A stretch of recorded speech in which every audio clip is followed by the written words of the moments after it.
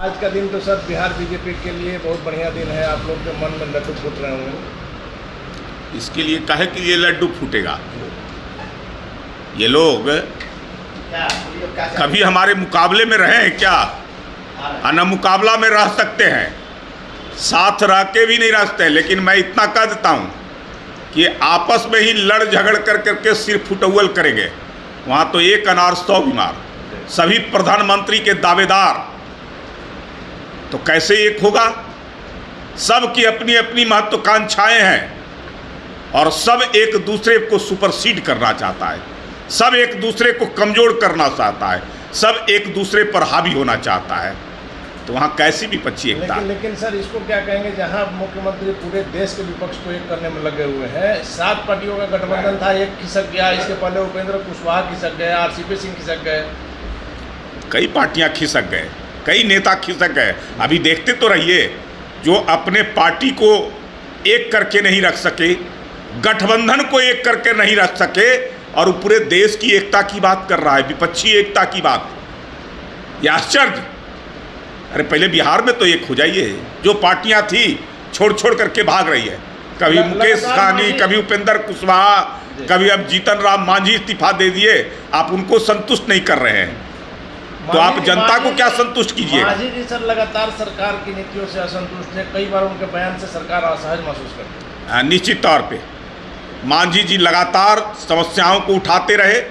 कई बार उन्होंने coordination committee की भी बात की कि कई सारी समस्याएं हैं, उन समस्याओं को मुख्यमंत्री से मिलकर के भी वो कहते रहे, लेकिन उसका कोई निदान नहीं हुआ। छोटी पार्टियों को लोग ध्यान नहीं देते हैं, उन लोगों को महत्व नहीं देते हैं। आपस में जो 2 बड़ी पार्टियां हैं, यही दोनों वर्चस्व की लड़ाई लड़ रहे हैं, एक दूसरे पर हावी होने की कोशिश कर रहे हैं। इसलिए इन लोगों पर ध्यान नहीं देना, उनका सम्मान नहीं करना, उनका इज्जत नहीं करना, उनकी समस्याओं का समाधान नहीं करना, इसलिए नाराज होकर करके आज उनकी पार्टी का, मांझी जी के पार्टी का उनका लड़का जो मंत्री था इस्तीफा किया है। 2 बार विजय चौधरी ने मुलाकात किया, एक बार पूरा मांझी जी उनका शिष्टमंडल जितना था सब लोग जाकर मुख्यमंत्री से मुलाकात की, लेकिन बात नहीं बन पाई। नहीं संतुष्ट कर सके। लंबे समय से वो बातें कर रहे थे, कई सारी समस्याओं का, उसका निदान नहीं किए। और जब वो इस्तीफा किए, इस्तीफे पर अड़ गए, तो उसके बाद जाकर करके उनको मनाने की बात कर रहे थे।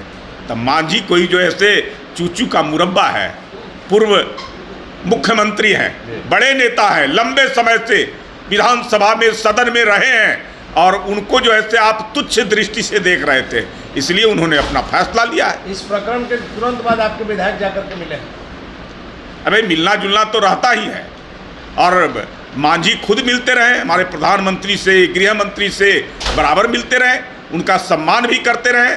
बुजुर्ग व्यक्ति हैं, सुलझे हुए व्यक्ति हैं, मांझी जी सम्मानित व्यक्ति हैं, तो उनका तो सम्मान हम लोग लगातार पहले भी किए हैं, आज भी करते हैं। सर आखिरी सवाल है कि हालांकि कहा गया है कि अभी महागठबंधन में बने रहेंगे, मंत्री पद से इस्तीफा दिया, लेकिन पक्की खबर है कि एनडीए में मांझी जी आने वाले हैं। देखिए, वो नाराजगी है उनके अंदर का, इनके क्रियाकलापों से उन्होंने असंतुष्ट होकर करके इस्तीफा किया है, और अंदर खाने की जो बातें होगी, लंबे समय से ये बातें चल रही थी। मांझी को ये लोग संतुष्ट नहीं कर सके। आप लोग कर देंगे? मैं तो कहता हूं कि हमारे यहाँ संतुष्टि नहीं होती है, हमारे यहाँ नेतृत्व का होता है, सम्मान का होता है। हमारे नेता अटल बिहारी वाजपेयी 25 दलों का गठबंधन को और सभी दलों को संतुष्ट कर करके, सभी को सम्मान, जिसका जो हकदार है उचित तरीके से दे कर करके रखने का काम किया है।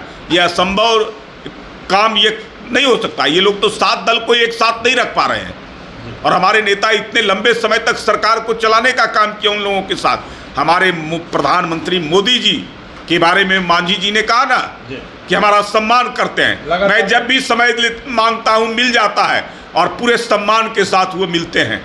तो हमारे प्रधानमंत्री मोदी वैसे जो व्यक्ति हैं, सम्मानित व्यक्ति हैं, कितना सम्मान देना है वो जानते हैं, तो ऐसे व्यक्तियों का सम्मान करते रहें।